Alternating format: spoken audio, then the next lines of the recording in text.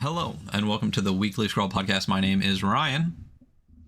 And I am Vladimir. Greetings, comrade. And today we're going to be looking at RAD from Hipólita. Hope I said that right. I looked up the accent and everything.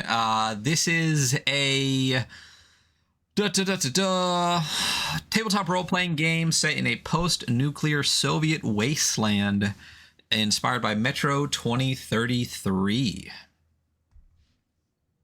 Yeah. Yeah. I played that game a little bit. This definitely has that vibe, you know?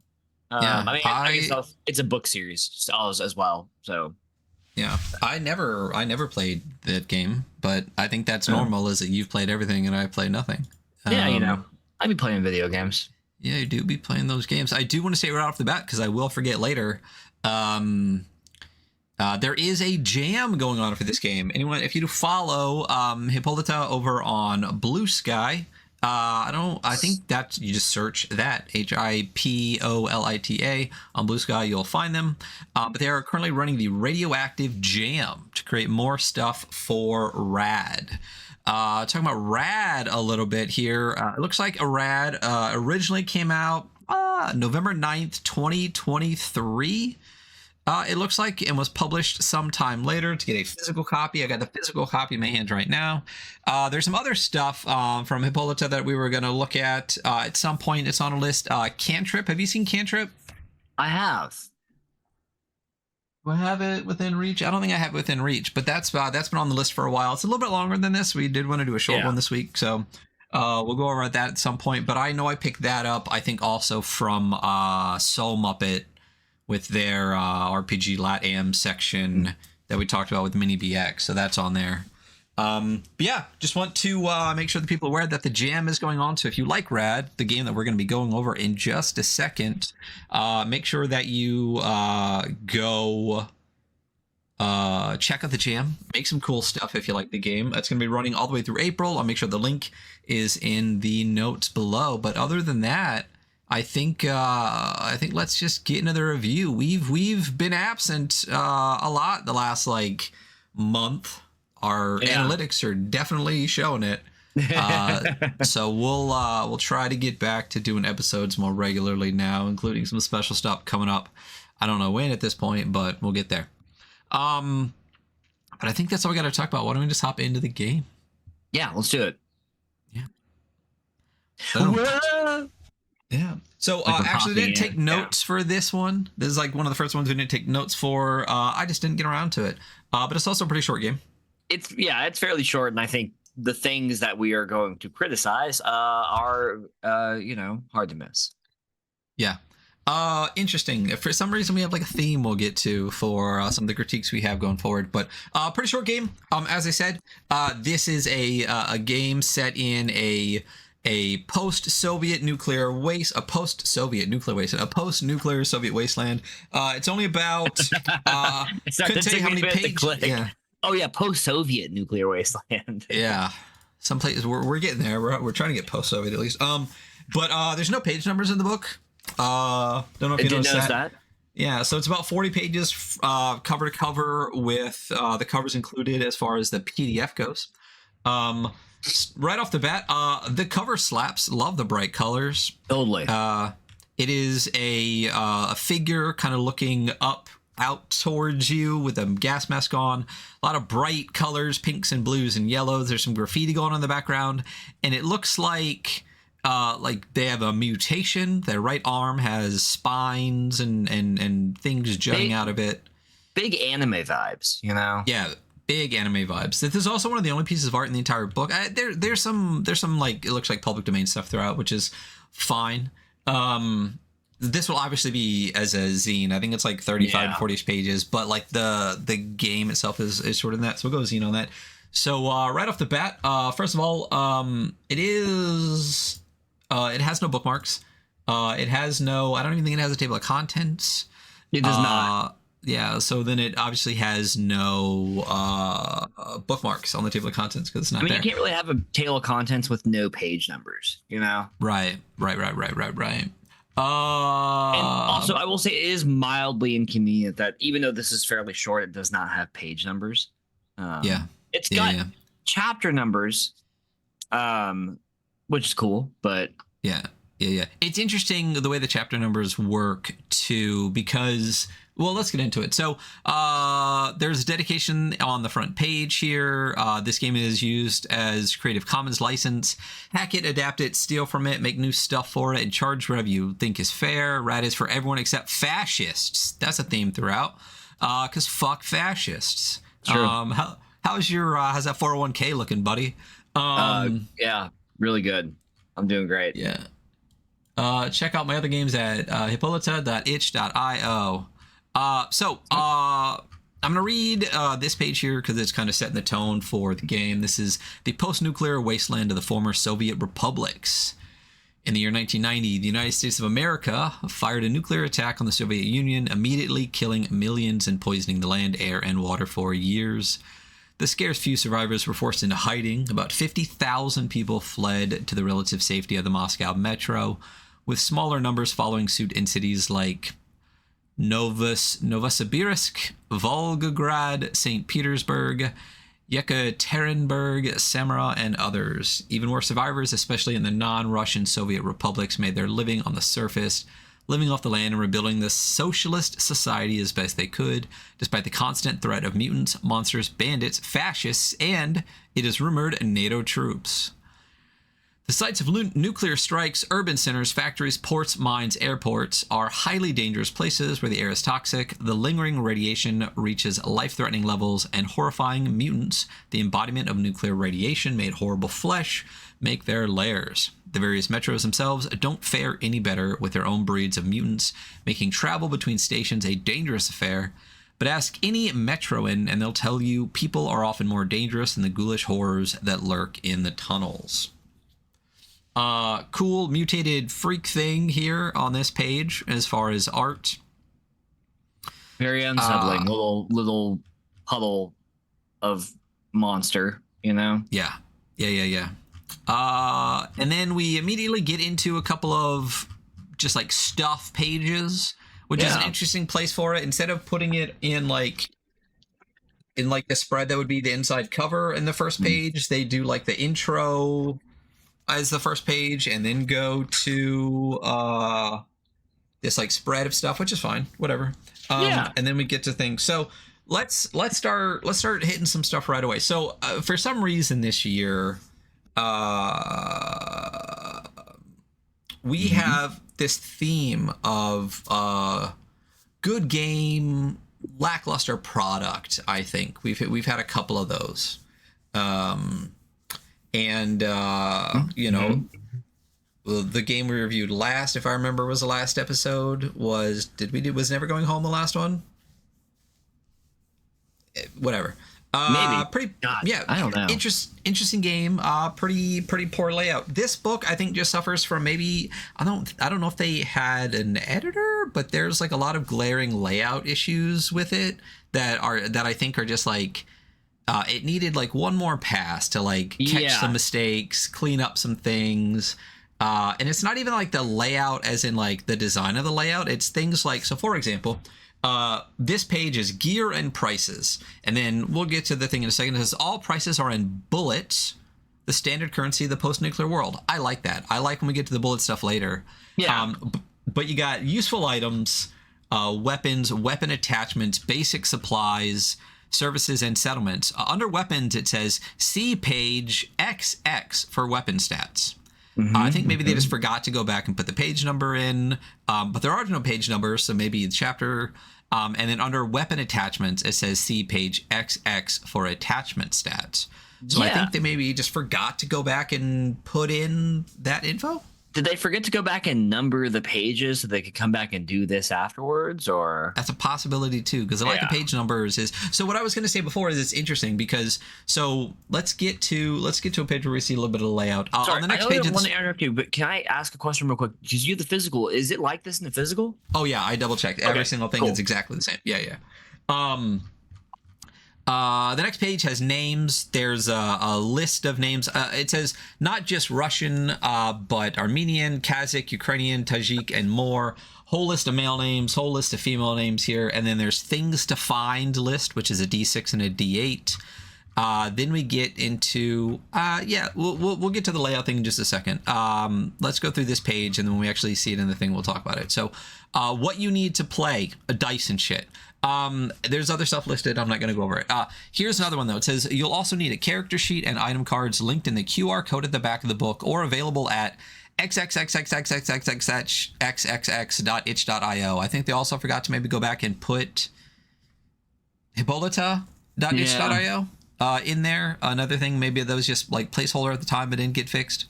And then what is RAD? They list here the concept, aim, tone, and subject matter. I like this. Not like a don't give me a what is a role-playing game bullshit. Give me what this. is this game? Yeah. I did appreciate this. You know, I think this is great. Good to know the tone before you go in. So yeah, it reminds me a little bit of the beginning of oh my god, Colin Lasore. I have every we've played it a million times on stream. The Norse Dark Souls game. It's crushing. How am I doing? Why is my brain breaking? Why are you making me blank too? Odin's beard. Wait, is it behind me? We're the worst people. Rune Cairn. Yeah, it is behind me. I'm dumb as hell. I'm dumb as hell too. We've talked to Colin a bunch of times. On this show with Colin. Multiple times. Yeah. I got to play it individually or with Colin and one other person. Anyway, Rune Cairn in the beginning has this kind of thing where they walk through themes and tone and things like that. And I really appreciated when Colin did that in Rune Cairn. So I really like this. So concept. RAD is a role-playing game about hardy explorers, fighters, and adventurers in the ruined post-nuclear Soviet Union. RAD is dangerous, highly lethal game where wits, patience, and insight are more important than strength, etc., etc. So what is the aim? In this game, players' characters' goals is to venture out into the dangerous places to scavenge for supplies, help people with their problems, and above all, kill fascists in bold. I'm for it, in game, right? The goal of the players is to build in real life too. Yeah. Build an interesting post-nuclear world, etc. Anyway, tone. The game is post-apocalyptic, high Slav, Soviet core, dangerous and frantic. The atmosphere of dudes rock permeates everything. This is one of my favorite things in the entire game coming up. It really gets me. Subject matter. They recommend using safety tools. Good idea. Use what you need. Potentially triggering or upsetting topics that might come up in a game. Imperialism, capitalism, fascism, body horror, graphic violence, nuclear weapons, depression, the United States, and scarcity. Gotta be honest. Yeah, as far as triggering and upsetting, I would say the United States is way the fuck up there right now, and I'm in it. I can't imagine having to deal with the bullshit that we create for other people. That's one of my favorite things in the entire book. That's that pretty they good. listed that there. That really cracks me up in a very sad way. So, getting to the layout of the book. So the way that they do the layout is they do chapter. So it's like 1. Core rules, and then every section underneath it, like stats, is 1.1, and then time is 1.2. I love that. I think that's great. There's 1.3, 1.4, etc., etc. So what's interesting is if you look at like Mothership, for example, unless I'm completely making it up, the way Mothership does their thing, I think, is by page and chapters on page. So on page 4, paragraph 1 will be 4.1. 4.2, 4.3. On page 5, it'll be that. Am I completely making it up, or is it by chapter? I'm having a really hard time like picturing the Mothership book in my head, even though I've obviously had to read it because I've run Mothership. And we reviewed it on the show. But versus like Troika, who does the same kind of layout here, but they do it by, big sections, not by page number. So you didn't happen to then hop into Mothership, did you? And I did not. So I started to and I gave up, honestly.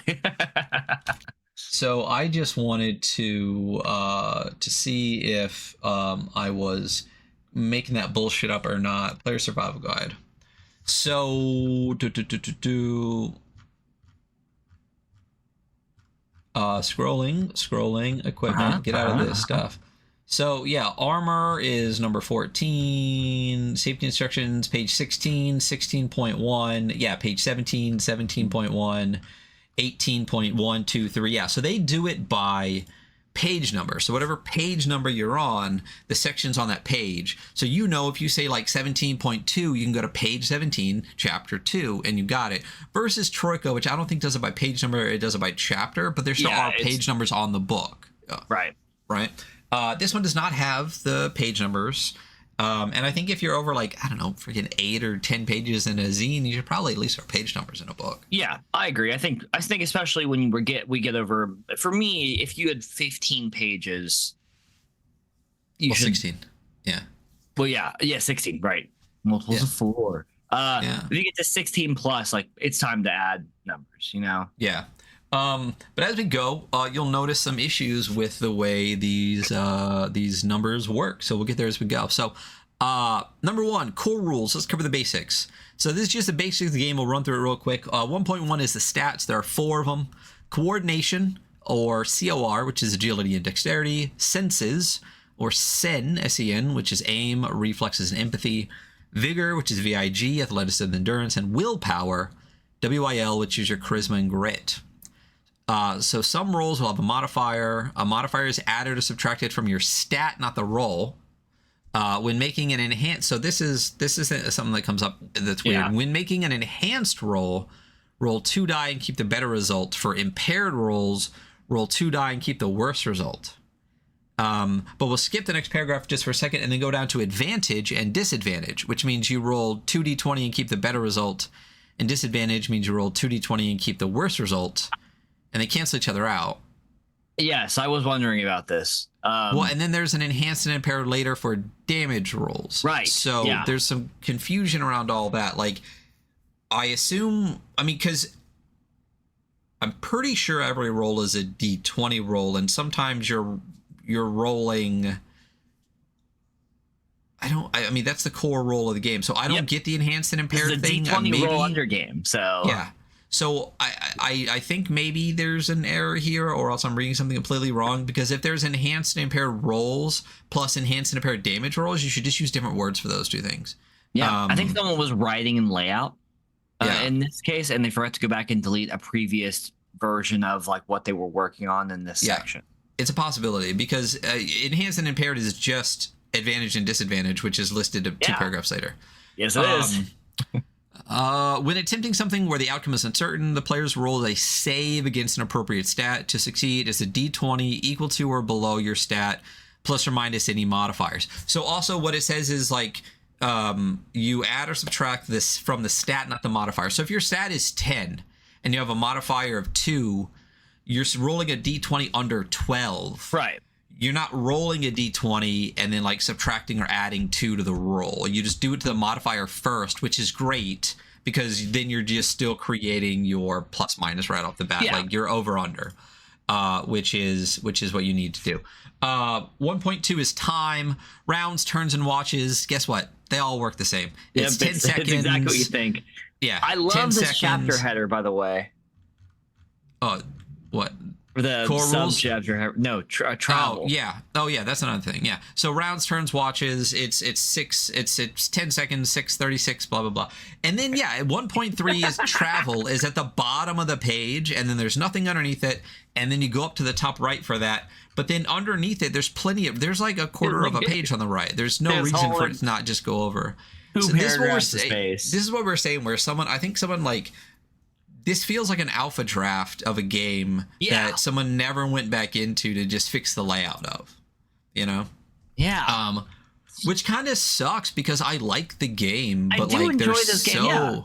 There's just so many errors in the layout. It's crazy. Like clearly, the creator either didn't have an editor or just didn't come back and do this, but also the publisher obviously didn't even glance at it before printing it. Or else they would have at least seen one of the many errors, but sorry, unsurprised. if I'm printing something, if I'm publishing something for you, I'm giving it a once over myself as well. You would think. Yeah. Travel. There's travel on foot. There's travel mounted. We don't need to go over that. There's trains. There's hunger, sleep, and RADs. Characters must mark 1 dot of rations per day or gain the starving condition. Players must also spend 1 watch a day sleeping or gain the exhausted condition. This goes with mounts and stuff too. While asleep, characters are assumed to not have their pack, wearing anything, holding any items, any of that stuff. However, all items are assumed to be kept in arm's reach. That must be like a surprise thing. If you get jumped, like someone jumps on you, you don't got your shit. And then lightly irradiated areas will inflict the radiation condition on character after one watch unless they take anti-RAD meds. Highly irradiated areas will inflict the condition after one turn. Extremely will be after every round. So, couple of things right off the bat. I know this is the core basic stuff, right? But there's no explanation of what conditions are. Clearly, this is like an into the odd. Well, we haven't really figured out this was an into the odd thing yet. But this is a mouse reader hack, basically. It's an into the odd hack. It's a D20 roll under. When we get to the inventory system, you really see mouse reader. Enhanced and impaired, it comes up again. Conditions is a thing where it'll take up inventory slots. And we eventually get to that. Which is fine to just hit the basics here in the core rules. But this is one of those things where like it would not be a bad idea in the core rules section that if you mention something, you can just say where it is later. So like what I would have done here is as soon as I said conditions, I would have done like a C page, blah, blah, blah for conditions kind of thing. Page XXX. Yeah, page XX. So that's the core aspects of it is just your 4 stats. How time works, how travel works, and your hunger, sleep, and rads. Nice and simple. And it also talks about marking a dot, which eventually we'll get to. But there are, it's like master data inventory. It's got 3 usage dots per things, and when we eventually go look at the character sheet, and when we get to inventory, it'll explain a little bit more that there's a difference between your inventory and these like I can't remember what they call them, but we'll get to it. Rest and healing. So you rest and you heal, right? So you got short rests, long rests. Short rests are 10 minutes. You restore 2d6 resolve. You have resolve. It's a thing that you have resolve. Yeah. We'll get to it in character creation. I would say I don't think we've gone over that yet. So yeah. This is one of those things where I always feel like after this like little core rule section, I would put character creation in and then go back to the rest of the rules. But the game's not that big. So you get resolve back. Long rests. It's a full 6 hours. It's a watch. You return to full resolve. You clear short and long rest conditions. Conditions have different lengths. And there's stuff you can do with first aid kits and wounds and things like that. We're not going to dig too deep into it. But during a long rest, you can take up to one long rest action. And I believe these things that follow it are the long rest actions, and there's 3 of them. There's cooking, foraging, and revel. So cooking, you can cook stuff. I'm reveling, dude. Yeah. Spend time cooking to remove a wounded or another relevant condition from the cook or another character by marking a dot on their rations and succeeding on a coordination or senses test. Save.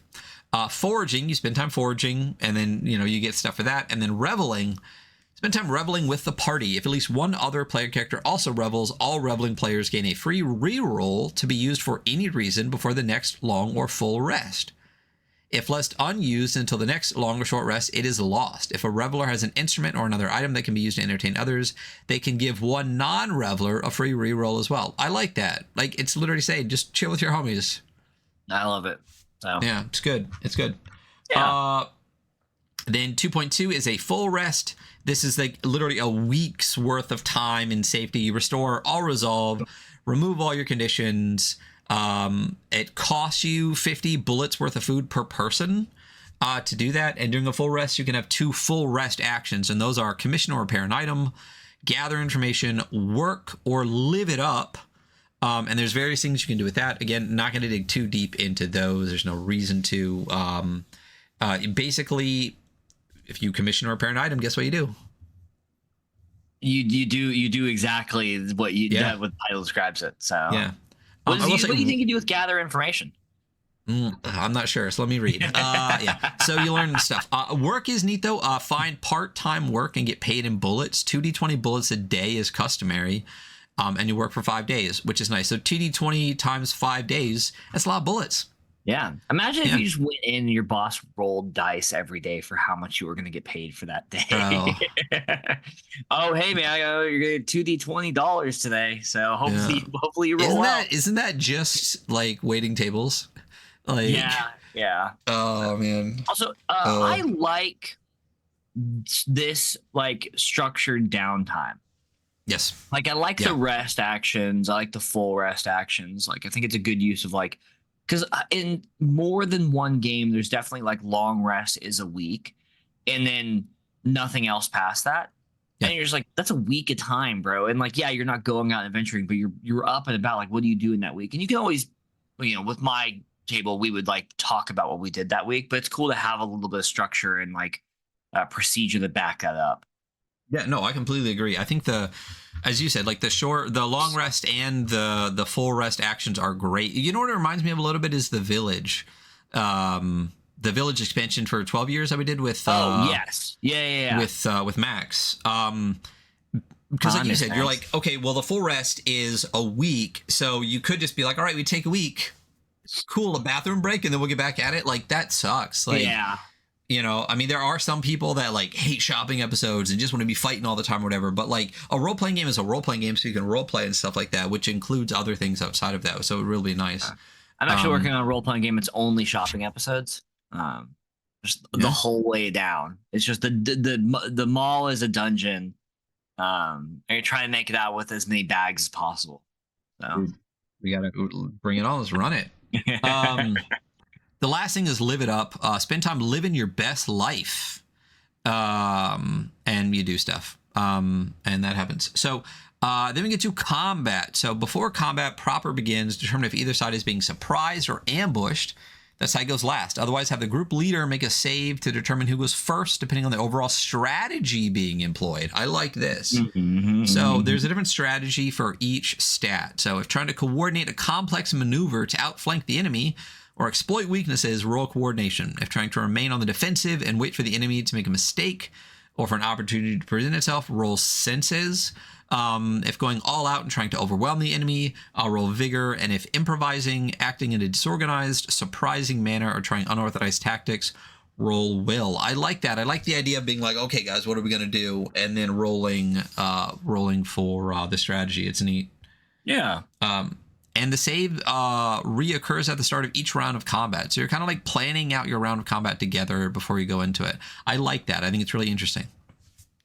Yeah, I thought that was a cool little option they give you there. Yeah. A little bit of art here. Next page. Oh yeah, a little bit of art here on the bottom, and then we get just an interesting page that I think I assume maybe there's supposed to be art that like didn't get put on here or something. That's my assumption. Yeah, maybe a piece of art on the side. So basically what we're looking at is so the whole layout is black on white, and it's 2-column right down each page. The entire left side of this page is just completely blank. And then there's some stuff, and then like the bottom right quarter of the page is completely blank. So almost 3/4 of this page is completely blank, but where the text is in the top right quadrant. So it's just my assumption immediately was that maybe they just forgot to drop a piece of art in here on the left side. Of sense. Yeah, because there is a piece later where they do like a half a page of art and stuff like that. So I give the benefit of the doubt to maybe there's supposed to be a piece of art here. Otherwise, they just have a weird the weirdest 3/4 of the page. It's just such a funny looking page, dude. Blank, completely blank. So anyway, so 3-1 actions in combat, and then 3-2 attack and defense. I like this. I think this is interesting. I'm going to read it. You tell me what it reminds you of. So on your turn in combat, you can perform 2 complex actions. You can break up either or both of these into 2 simple actions. Complex actions are moving up to 30 meters, attacking with most weapons, reloading weapon, attempting a utility action, scrounging through your pack.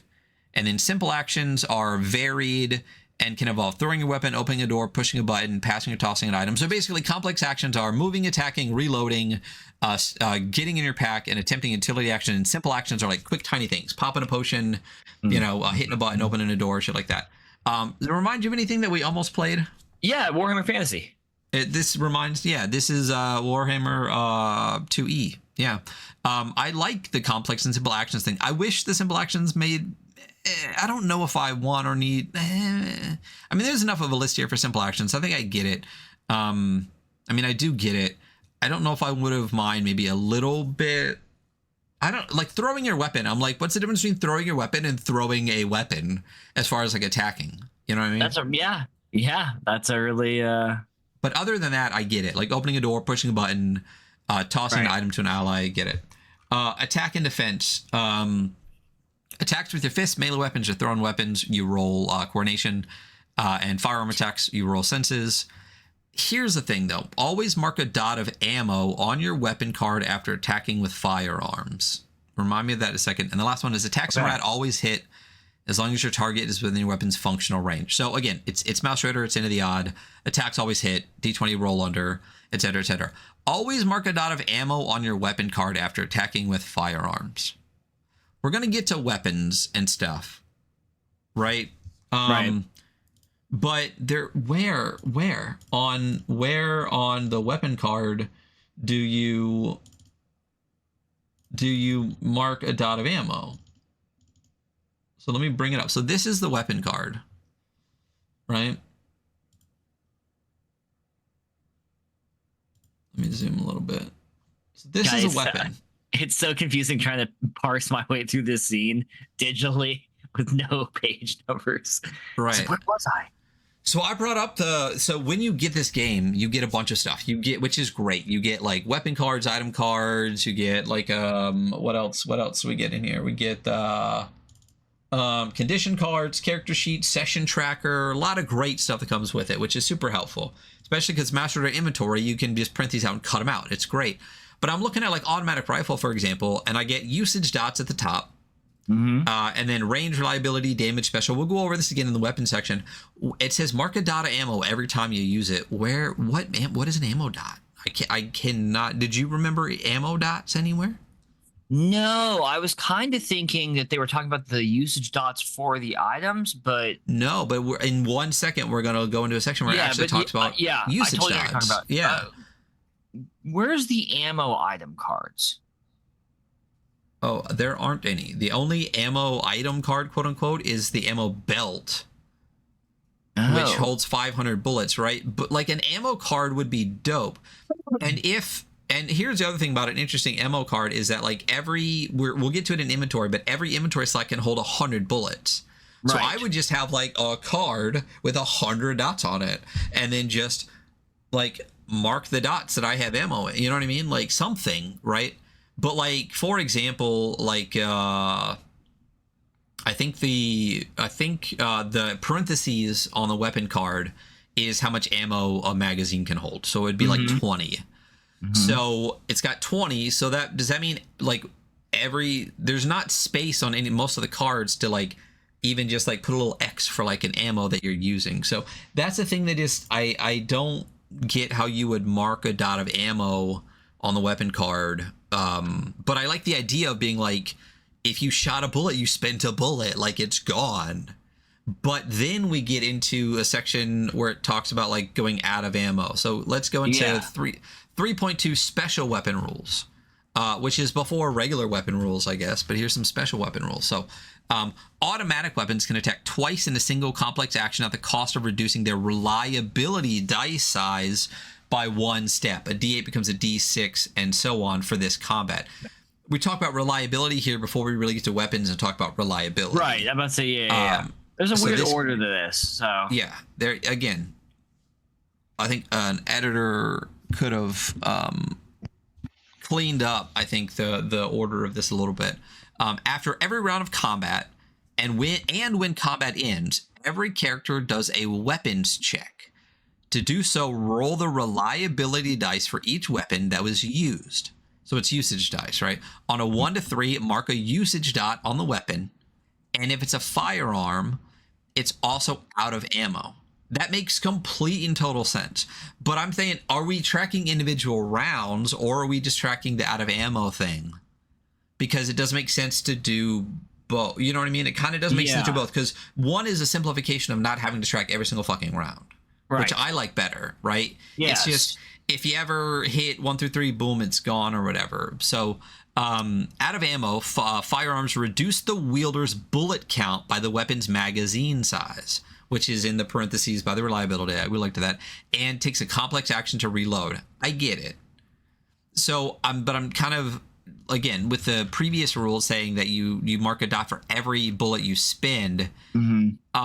The out of mark ammo a dot, thing. Ryan. Yeah. What are you talking about? Just mark the dot, dude.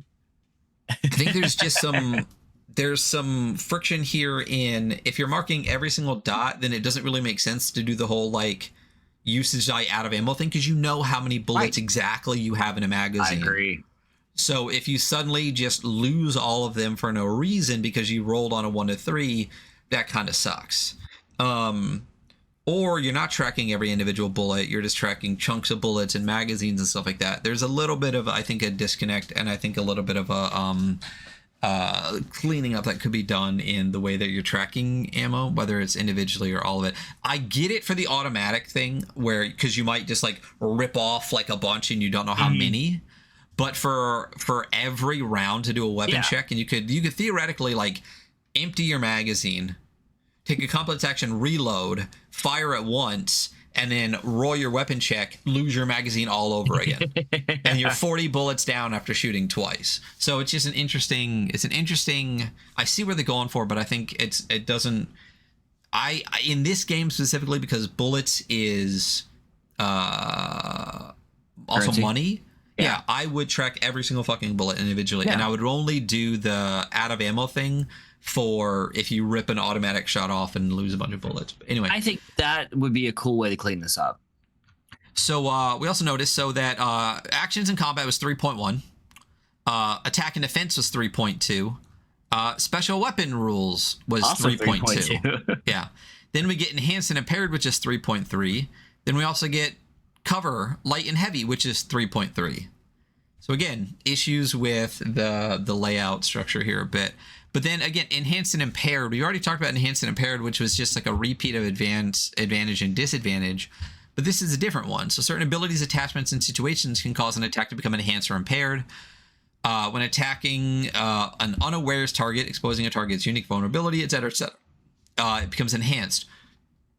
Enhanced attacks always roll d12 for damage, and the inverse, if you're impaired in your attack, whatever, you roll d4 for damage. So again, I think the enhanced and impaired earlier doesn't make sense if you have advantage and disadvantage. It makes more sense here because enhanced and impaired is an into the odd thing, which is rolling a d12 and d4. Yeah. So the earlier advanced and impaired, I think, is just could be deleted since it's just the same as advantage and disadvantage.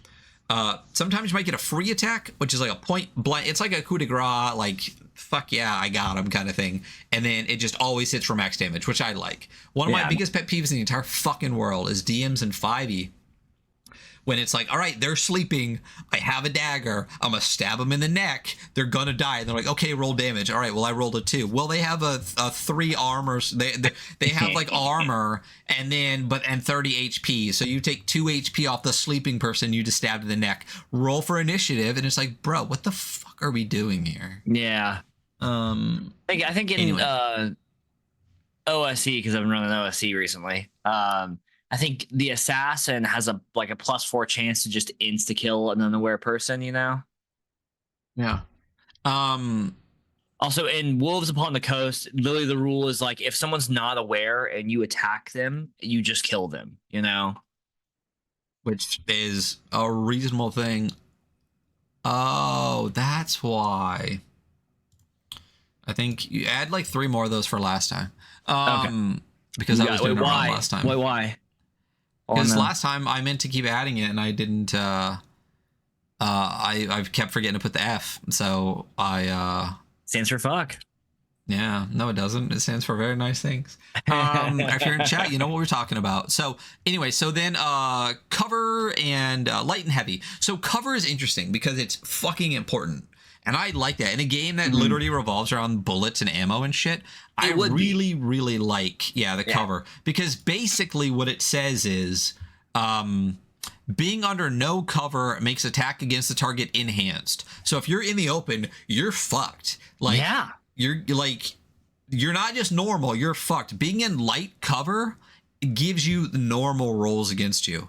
So like the game is designed for you to get behind shit, which when you're shooting bullets at people is a completely reasonable thing to do. To get behind stuff. This is probably my like favorite part of the rules, because it deals with guns. Like I thought the idea of like, oh yeah, hey, if you have no cover, every shot's enhanced at you.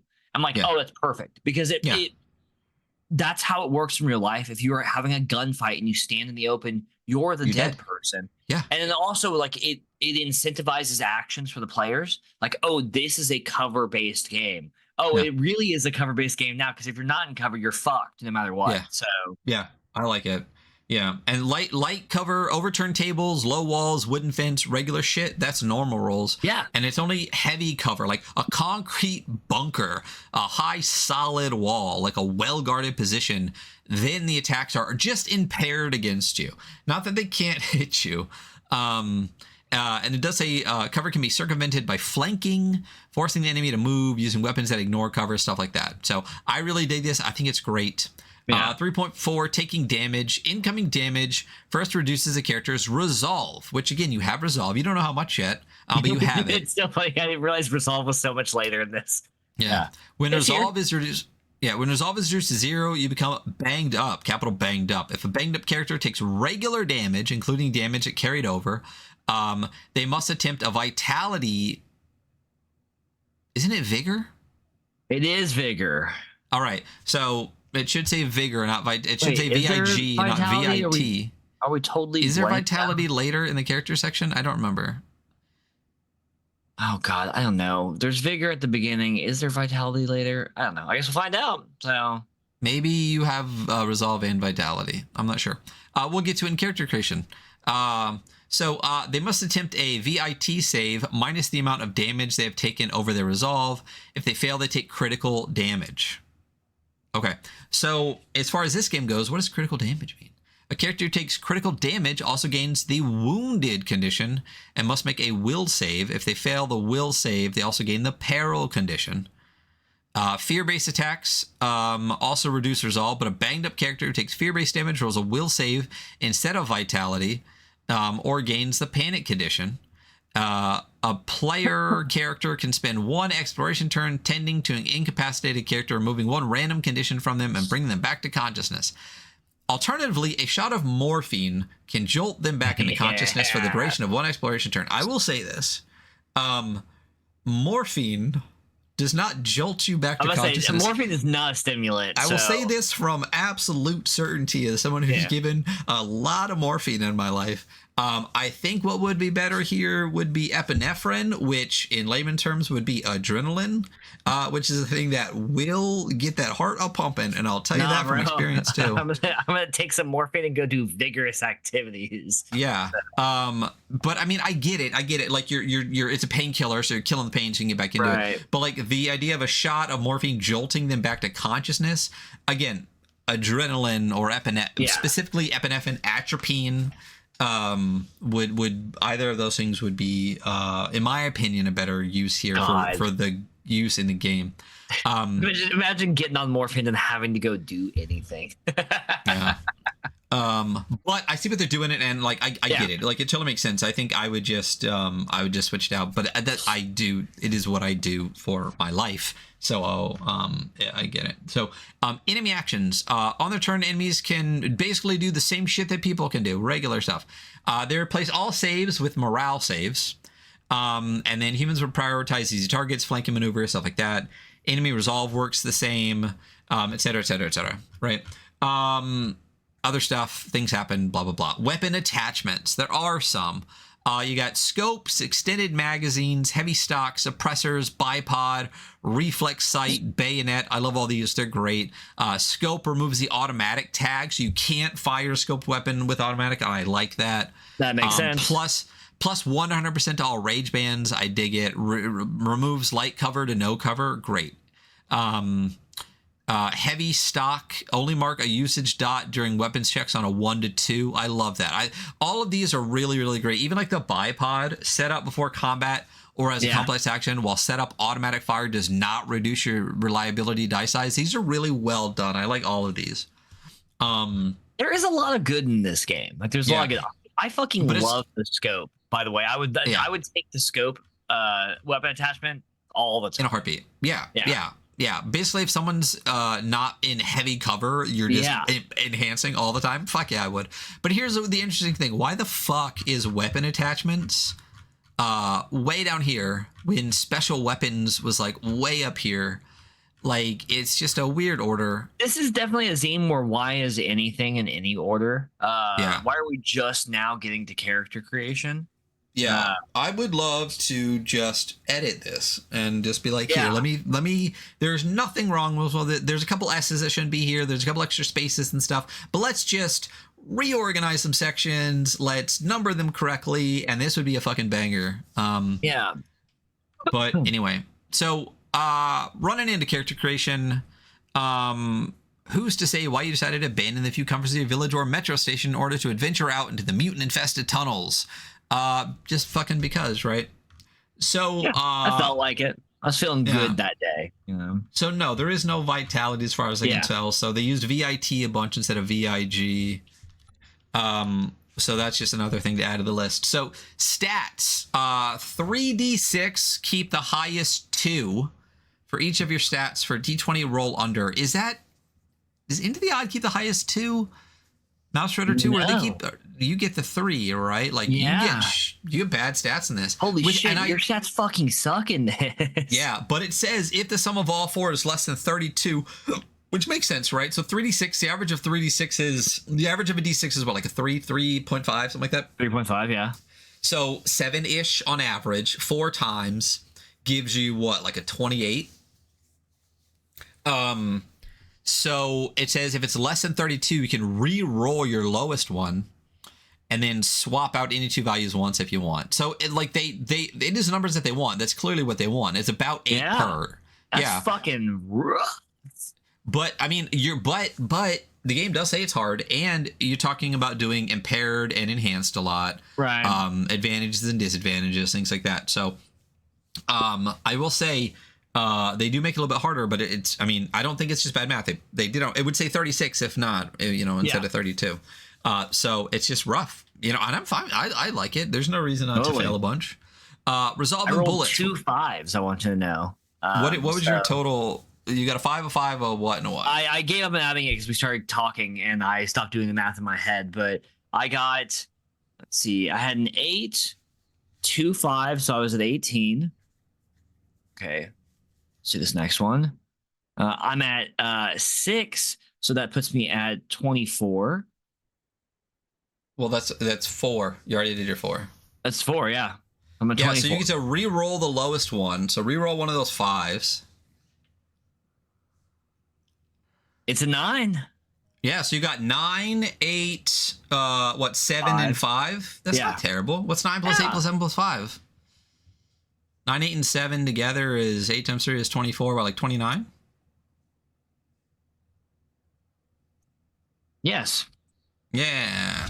I want you to know I was saying 9, 8, 7, and 5 in my head, and on the 9 key, those were not the buttons I was pressing. So that's why I would pause for so long. I was like, what's wrong with my brain, bro? See, I just did 9, 8, and 7 is the same as 8, 8, 8, which is 24 plus 5. Yeah. I could have done that, but I didn't want to. Anyway, so that's your character stat. So good luck. But so you get 1d6 starting resolve. So keep rolling it out, buddy. So let's roll a 1d6 for your starting resolve. And let's roll a 1d6 for your starting bullets. Multiply the result by 10. So roll 1d6 for your resolve. Just make a character. Let's just run it out. Yeah. Okay. My resolve is a 4. Not terrible. All right. Roll 1d6 for your bullets. 2. So 2 times 10. You got 20 bullets. 20 bullets. And it says these bullets are 7.62s, which makes sense. It's Soviet Union. That's what you put in an AK-47. I will say they bring up bullets later and it's incorrect, so will remind me to remember that. I do like, it says it'll work in most weapons. We'll get to that in a second. So cross-reference these 2 values on the table on the next page to determine your character's background starting inventory. Let's just jump to that right now because I love this. Yeah. I love this shit. So you got a 4 and a 2, right? So what'd you get? 4 and 2. Occupation, burglar, just like real life. I have a dagger and some lock picks. Nice. There's some good shit in here. I love shit like this. So this is so also good. Very into the odd. Yeah. You know, which of this is like not a criticism at all. I think that's one of the, they've taken a lot of things from Into the Odd and used them well. Like I like the impaired and enhanced damage. I like the kind of system of getting some starting items in the background. Yeah. And I like these ones go on. So Mutant Hunter, Station Guard, Rat Catcher, Bandit, Smuggler, like oiler, Cook. Just you're just an oiler. Yeah, you start with a lantern and oil and a bug catching net. There you go. So you always start with a battery operated flashlight, a weapon of your choice, and then underlying items replace your starting weapon. Cool. So you don't get a weapon of your choice if you roll a background that has a weapon. Yeah, but the ones on the background are pretty good. There's a bolt action rifle, submachine gun, light machine gun, harpoon. Let's see. Real quick, I will say, and this is just me being an asshole at this point, the underlining for some of these is different from the underlining of other ones. Some of them of them are bolded and some are non-bolded. Yeah. I just noticed that. So getting him inventory, as we said, inventory is like mouse cutter. Even on your character sheet, you'll see it's got like the main hand, offhand, and then like 6 empty slots. It is just a mouse cutter thing, which is fine because it fucks, and mouse cutter's inventory is some of the best inventory out there. Absolutely. Which I think they borrowed from something else that I need to read. But I love it. So characters carry items in their inventory slots, 1 item per slot. Items are 1-inch squares or 2-inch by 1-inch rectangles printed on thick paper, and write that shit down. Inventory is split into 2 sections. Okay, so you get supply counters and inventory slots. Let me bring up a character sheet real quick. It's in the back of the book, which is fine, but you also do get it as a download in the book. So this is the character sheet. So it's got name, background, current XP, lifetime XP. It's got spot sphere 4 stats. And it does say VIT on it, not VIG. Are we assholes? Like, is it Am I dumb in the beginning? Hell? No, it's vigor. Right? No, it's vigor. Yeah. It is vigor. That's a pretty egregious mistake, actually. To put the wrong stat halfway through the game, just switch stats. Yeah, it's kind of crazy. Yes. So let's go out to the character sheet real quick. Sure. And then there's current and max resolve, and then there's live it up reroll and the reveling reroll. I like that those are on there.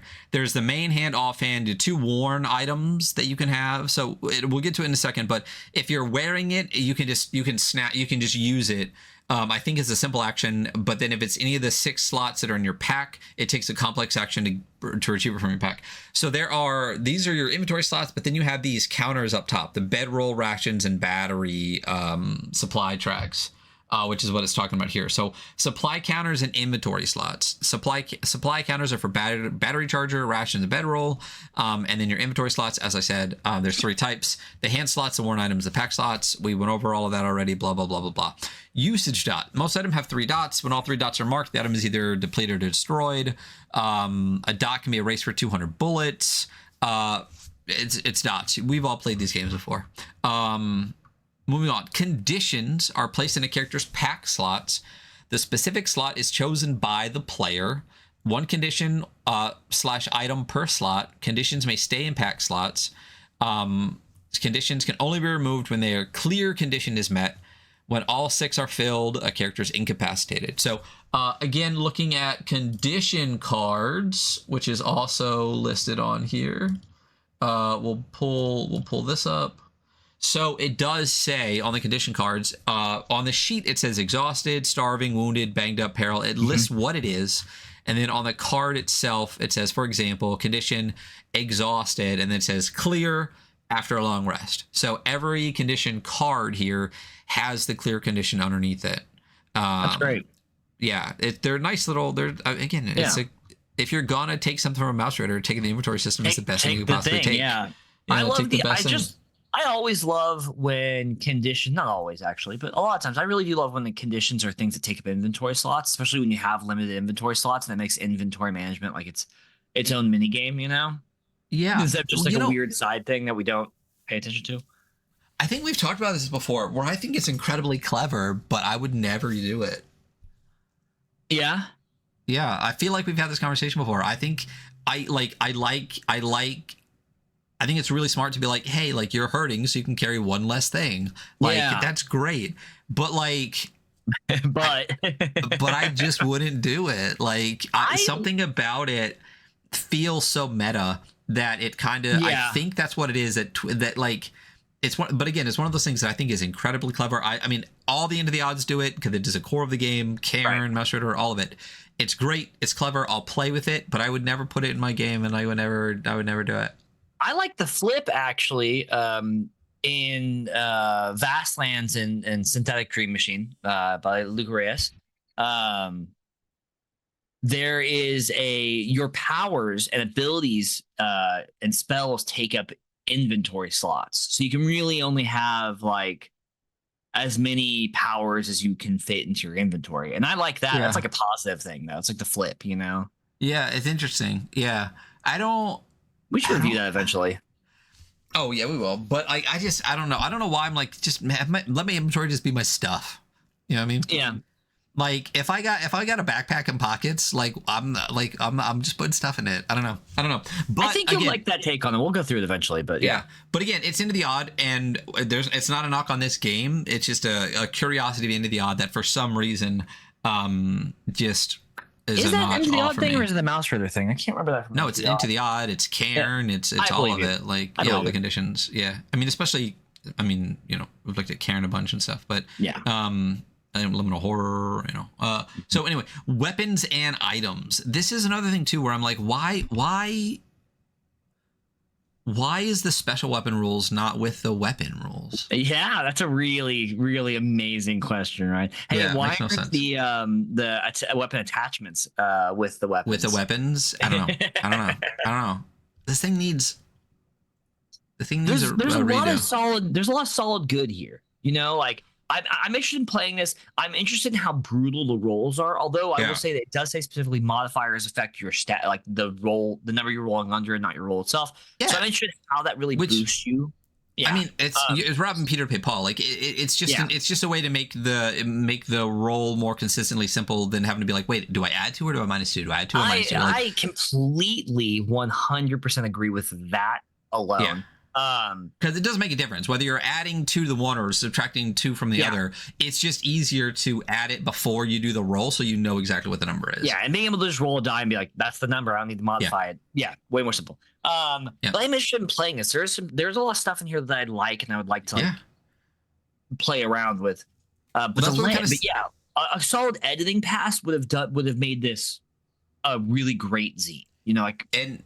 Yeah, because again, we said this at the beginning. The product, good game, not a game. Good game. Yeah, the game in this is good, but the product itself, it's got issues. Like literally, let me do. I'll do it. Hit me up. Let Ryan do it. He's dying to edit more stuff. So, so weapons and items. 6.1 weapon ranges. Guess what? Weapons have ranges, guys. There's and then things happen. There's long, there's extreme, things like that. Guess what? If you're in the wrong range, you're impaired. And if you're in the right range, you know, things happen, right? Long range shots become harder to effectively place. Reduce weapons damage dice by 1 step. Extreme range attacks at this range are always impaired. It's cool. I like if cover's gonna matter and make the ranges matter, and it's interesting. It's range bands. Cool. It's exactly how you think range bands would work. Armor. Okay, this is the only time armor is talked about, like in the entire freaking, and it makes no sense. You can mark a dot on armor, bulletproof vest, helmets, makeshift shields to reduce incoming damage by 2. My assumption is that there is not really armor. Yeah. It is just that, like, if you have a bulletproof vest, you have usage dots, and the usage dot just lets you reduce damage by 2, and then after you've marked the 3 dots, the piece of armor is broken. Yeah, and then you gotta do that long rest action where you can. Repair it, or just pick something else. Yeah. But like, there's no soak, there's no D4 damage reduction. It literally is just mark a dot, reduce by 2, move on. I'm fine with that. I think it works. Nice and clean. So yeah, well, I think, especially for this, where it's like, you know, you're not going to be. Why would you damage soak? Like, it makes sense with the dot system. Every empty item slot can hold 100 bullets. Great. Firearms need the appropriate ammo to be worn or held in order to be used. Every firearm uses the same bullet, 7.76. 7.76 isn't a bullet, it's 7.62. It's what they listed earlier. But the same caliber used as currency. For the sake of simplicity, we'll make the following assumptions. This is one of my favorite things in the entire book. Bullet length doesn't matter. You can make bullets from your revolver. You can take bullets from your revolver and put them in your bolt-action rifle. Let's call it nuclear magic. I love that. Great. Bro, because it's like, wait, are they 7.62? Or are they 2.23? Or are they 5.56? Like, are they NATO rounds? Are they 45? Like, it would just be such a giant pain in the dick to just be like, everything is 7.62. If it's an AK, you can sell a baby for it. Like that's it. I love that. Soviet dream. Bullets are assumed to already have been put into a magazine or clip when you need them. I will say I do appreciate that they use magazine appropriately through the entire thing. If I have one fucking knock, one of many knocks on all the Warhammer books I love is when an author in the same fucking sentence will interchange magazine and clip. A magazine is not a fucking clip. It's two completely different things that belong to two completely different kinds of guns. Warhammer, stop calling magazines clips. They're gonna see this, so they fucking better. Magazines. Bullets are assumed to have already been put in a magazine or clip when you need them. For instance, when reloading, no need to simulate loading each bullet into the magazine or having to swap them out, because that's a fucking pain in the dick. When loading a weapon with bullets, reduce the number of bullets available in an inventory slot or item holding bullets by the weapon's magazine size. If you're taking bullets out of the weapon, note how many ammunition dots have not been marked. There are no ammunition dots. Yeah, we're back. Multiply that by the weapon's bullets per attack and add that number to whichever inventory slot you want to put the bullets into. Okay.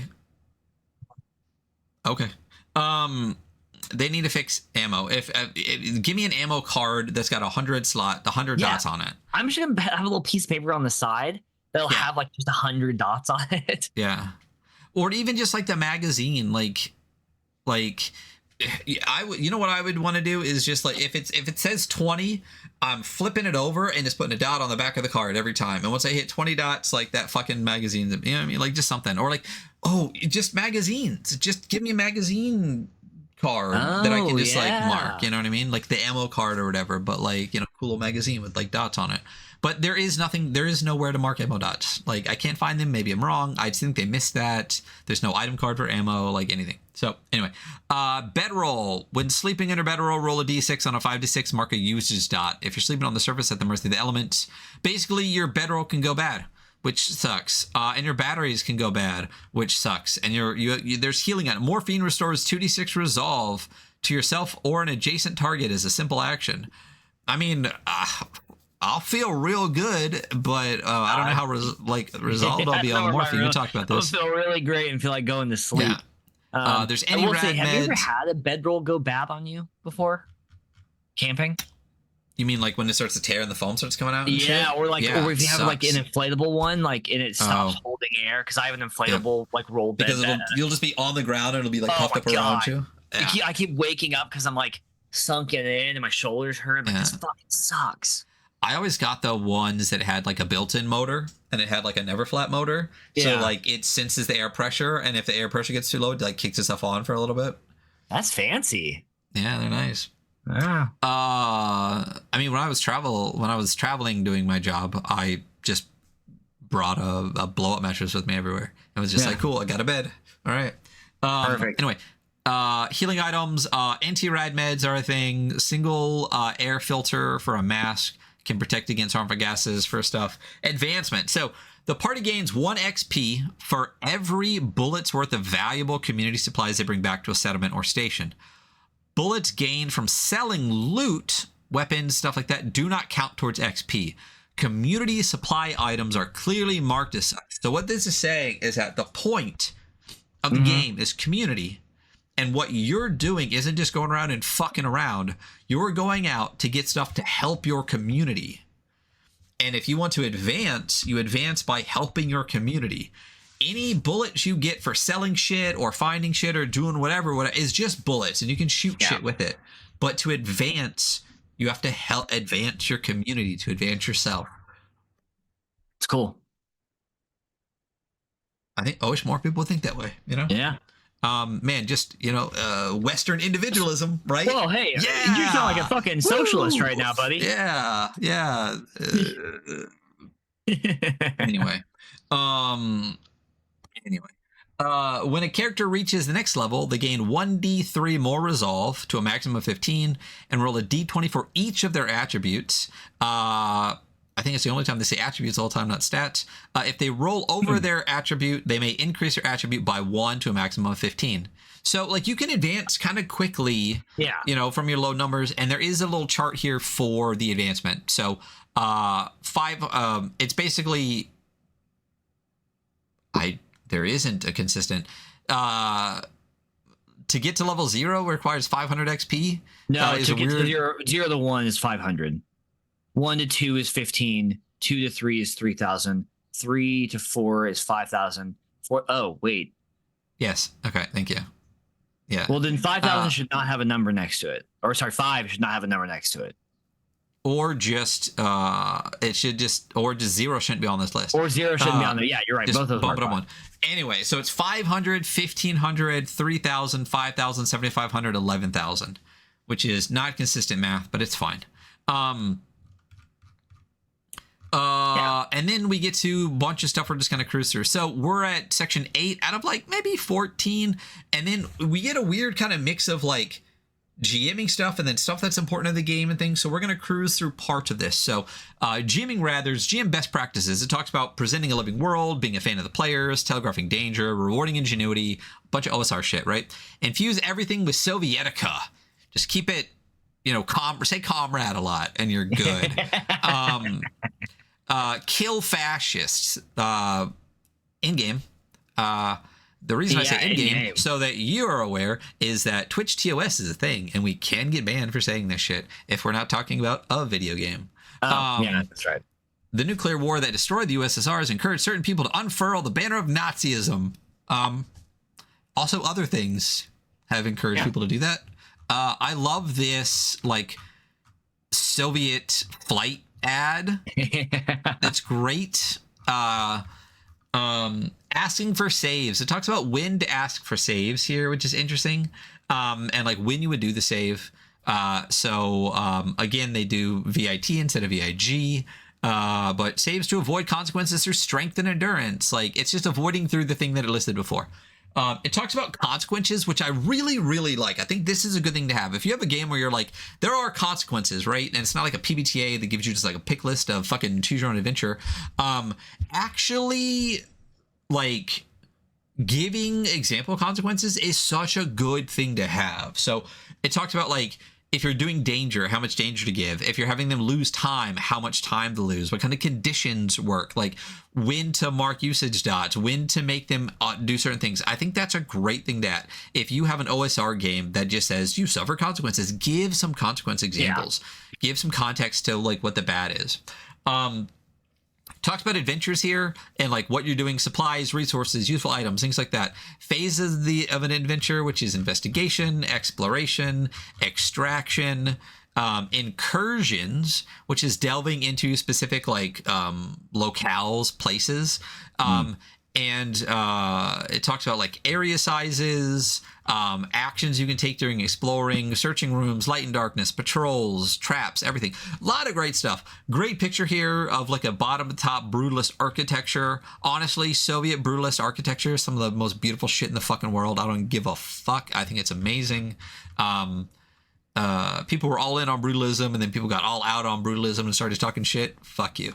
So here's a weird thing that I think should be way earlier because I love it. Treasure shards.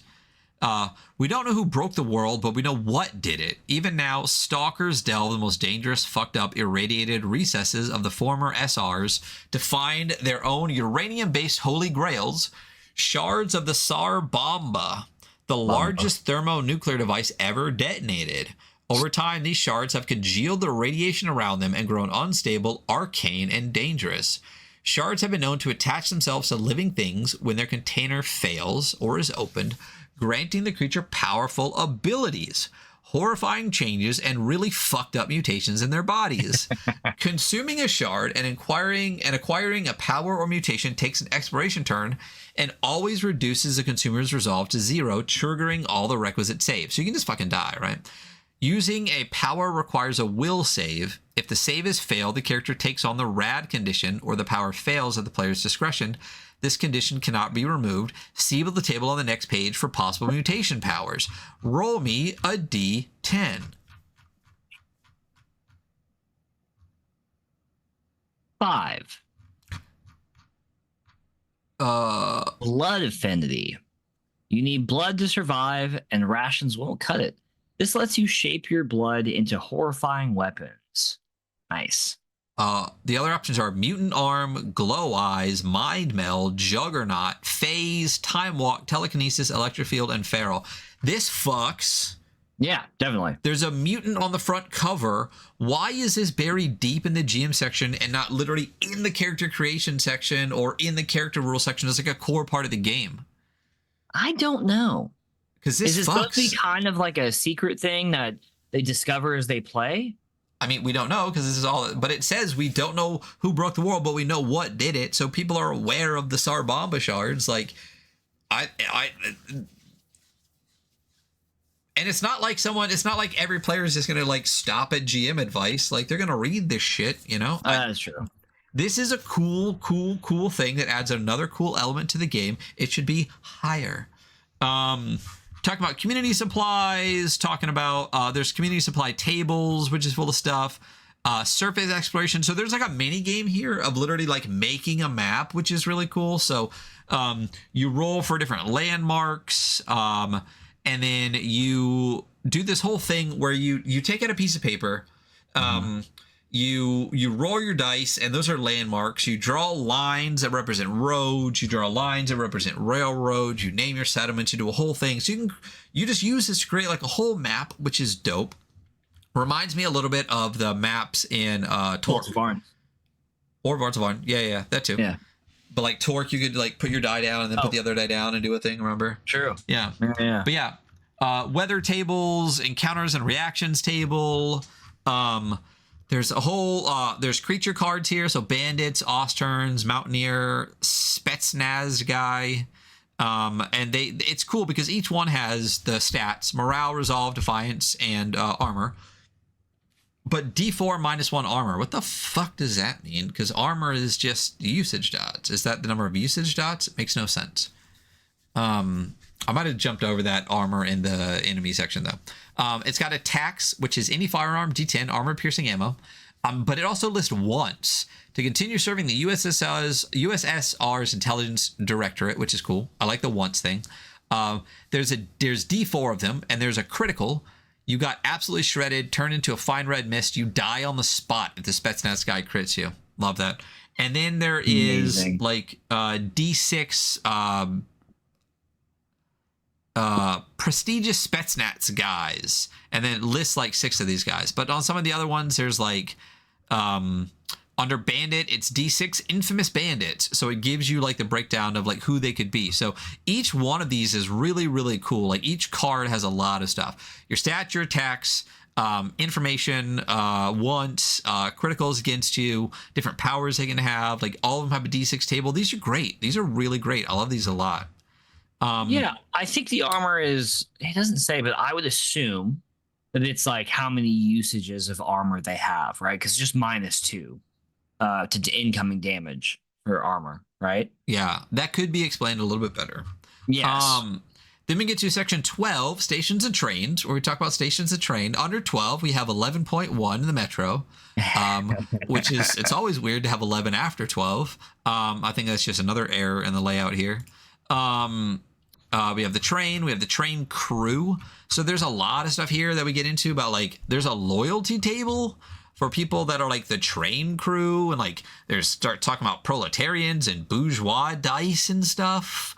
I mean, there's a lot of world building stuff here that's really interesting. There absolutely is. Yeah. There's a lot of tools for the game master that have a good time setting this up and like figuring how things are working, you know. I love a good map making procedure too. So yeah, it's crazy with the loyalty table when you start getting into this like proletariat and bourgeois dice. You add 1 proletariat die for every loyalist on the crew and 1 bourgeois dice for every saboteur on the crew, and like creating loyalist and saboteur NPCs and stuff. Like it gets so deep here.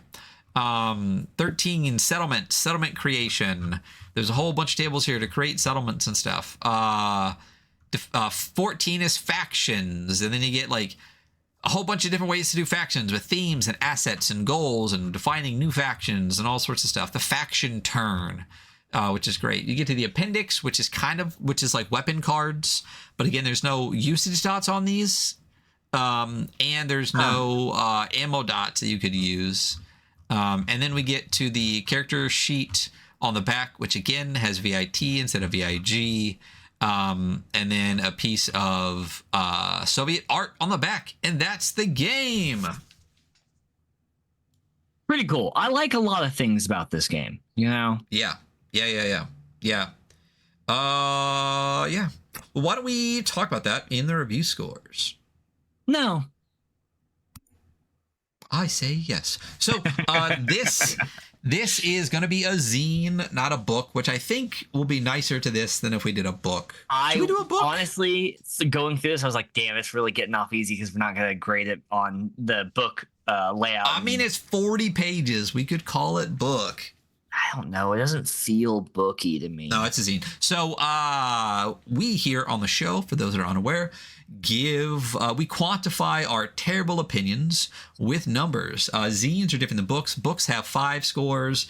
Zines have 3 scores. We do the difference because for this exact reason, like a lot of zines have like less art. The layout sometimes a little bit simpler. There's a little bit less to it. So to grade something like this versus something that's like 400 pages on the same scale, it has never felt right till we started doing it this way. So we score zines on 3 scores. We do it on visuals, which is all of the visuals of the book. It is the visual layout. It is the art. It is everything.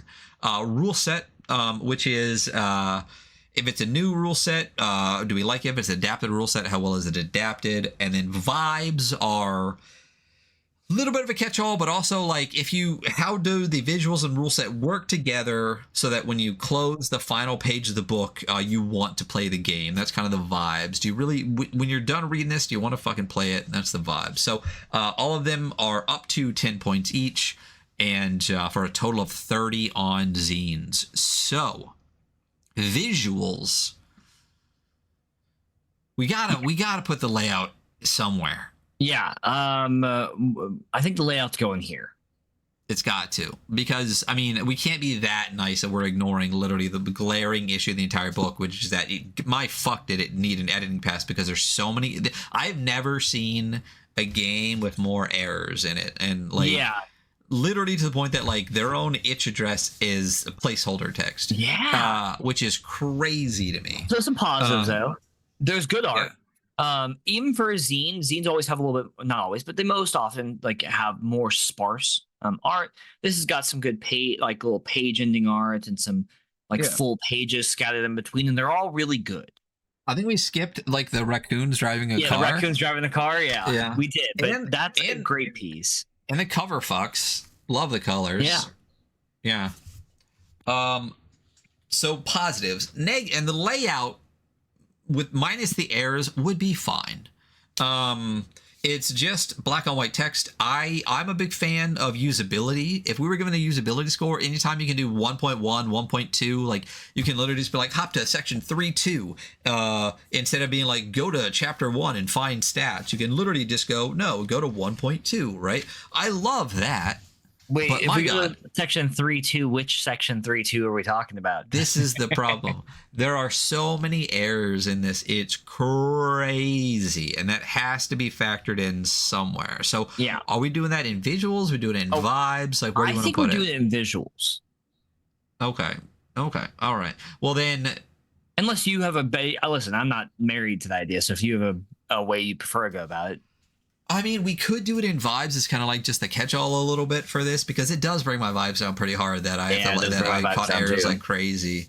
Let's just throw that in vibes. And because visuals will keep to visuals. The layout is fine. It's adequate. It's got a decent art. It's got an okay cover, and it's got a great cover. Even that, like, if layout is part of visual, there's parts of the layout that I do not think are good. There is a page that literally has 2 sections in the top right corner, and the rest of it is empty. I mean, this page right here, this is empty. Fine, we'll put it in visuals. If that's the case, fuck, bro. Yeah, it's gonna hurt.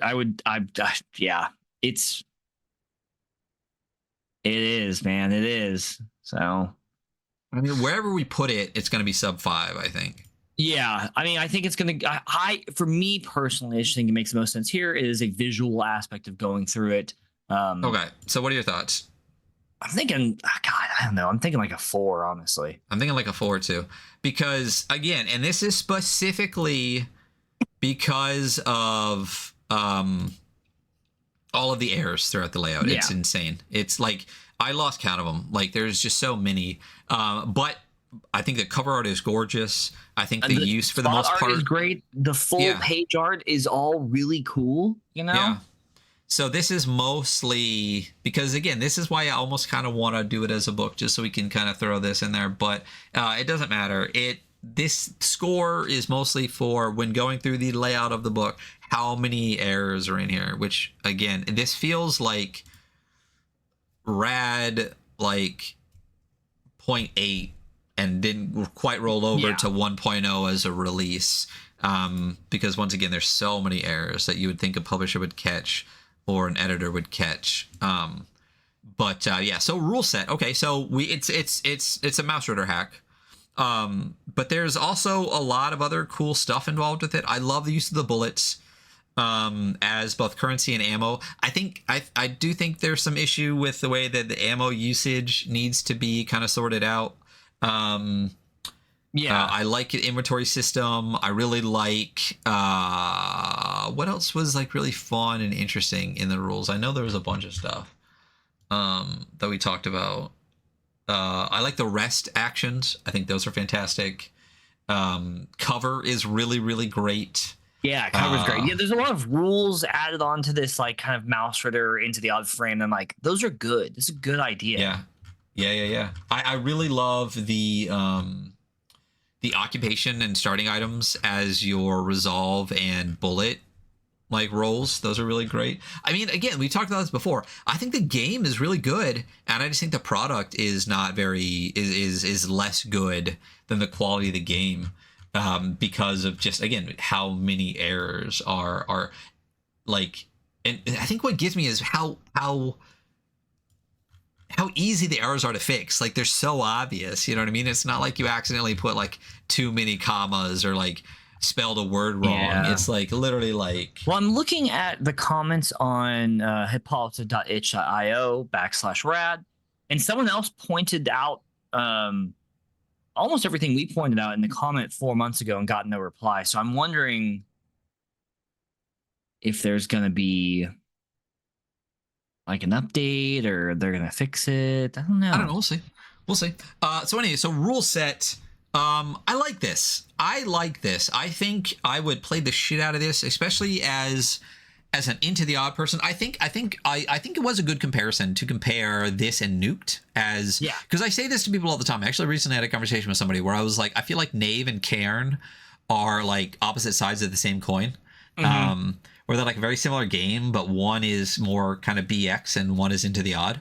And I feel like this and Nuked are kind of the opposite sides. I will say that, and I said this before, and we talked about it a lot in the review, that Nuked is one of my favorite hacks of all time. I think they did a really, really good job of taking the very core of Knave and as little as they could, and then added a bunch of black hat to it.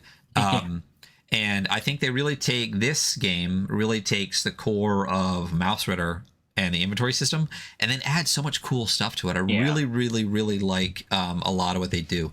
So what are you thinking for this? I'm thinking that I don't know, you give me a number. Well,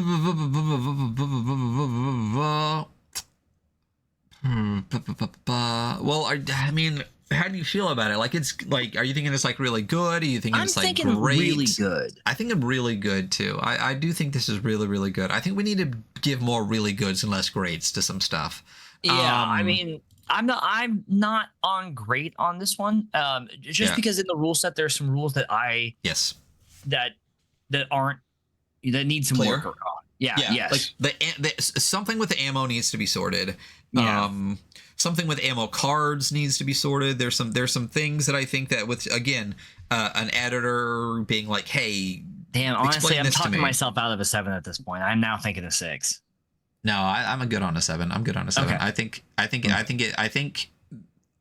the issues bring it down to a 7. Yeah. And there's not outside of ammo. Like, name me something else. Hey, how does advantage work? Is it which one of those? It is there. There's just a bonus advantage. Yeah. Yeah. So vibes. What are your thoughts on vibes? So again, this vibes is just like how we feel like when we close the cover. Like, do you want to play this? Do you want to play this game? Yeah, I feel solid about this. I would definitely play this, and I'd consider running it as well, just because I like all the GM tools and the map building. Yeah. I think that's really cool. But I don't know. It's not, blowing my hair back. Yeah. So I'm at about 7 for this one. Ooh, I think I was between like a 6 and a 7 on this because, I think for the same ring, like I would definitely play this. It'd be fun to prep this to like build a settlement, do all that kind of stuff. Yes, I think that's what I'm more excited about, honestly. Yeah. So you prep it, I'll play it.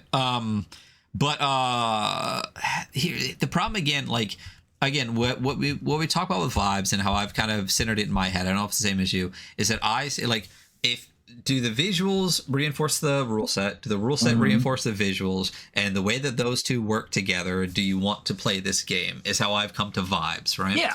Man, the errors really just kill my vibes. Really drag it down. Like, which is unfortunate. Which is unfortunate because again, it's not like it's literally would take like one pass, and that's what kills me. It's just like, oh, you throw this in there, throw that page number in there, throw that page number in there. Let's do page numbers of the whole thing. Let's rearrange where weapons go. Let's fix the numbers that are wrong. Boom, this slaps. You know what I mean? So what are you thinking? If you said 7, I'll go 7, but I'm between a 6 and 7 on this. I'm also kind of between a 6 and a 7. I don't know. I'm gonna let you make the call. So Vibes is also kind of a bit of a catch-all. I like this. I think I'm going to go 7 on this because I think it deserves a 7. It deserves some love because I do really enjoy this. And again, like it's hard to separate out the errors, but if I don't think about the errors, the game is good. I really like the game. I agree. So let's go with 7 on vibes. And that's going to be an 18. And I don't know, to kind of reinforce for 7, I also think like the average person going through this as a product to play at their table is going to be slightly annoyed by the errors and maybe a little confused by them, but they're not going to be as like zoned into them as we are as people who just deep dive this. But that's the thing too, is like none of them are like, we've looked at games before where like some of the errors are like, I don't understand because this is fucked up. Yes. Right. This is not this. This is literally, and this is the thing that kills me. It's just like they're so easy to fix. It's literally is just like you have 2 3.2s, just make one a 3.3. Like that's the thing. ammo rules is really the one for playing that. I would have to, Yeah, but that's just a question of like I don't know. It feels like it makes sense in their brain, but like maybe just a little bit of explanation was missed where it's like, yes, I get that you're tracking all your bullets, but then the add a ammo thing, but then you talked about the ammo card and the dots, but there's no dots. Like, I think that feels less like, that feels just like maybe a tiny bit undercooked, but it's not like, it's the thing that's like page XX that kills me where I'm like, like that doesn't really make that big a fucking deal because there are no page numbers. So you can just delete it and it would be the big deal. And that's what kills me is just the errors are so like easy to catch and easy to fix and don't really affect like the game in a way. It just affects the product. So that's why, but I do really like this. What sucks is that like if there were no errors in this game, visuals would probably be at a 6 or 7 too. And this game would be up there in like in the 20s. You know? I agree. Because again, visuals in this, to clarify, is mostly a score of the errors in the layout. because we have to put it somewhere because it's so egregious.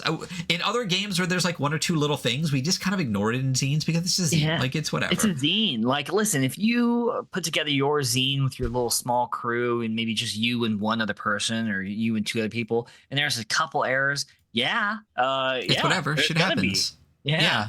But there's just so many. There's so many. But quick reminder.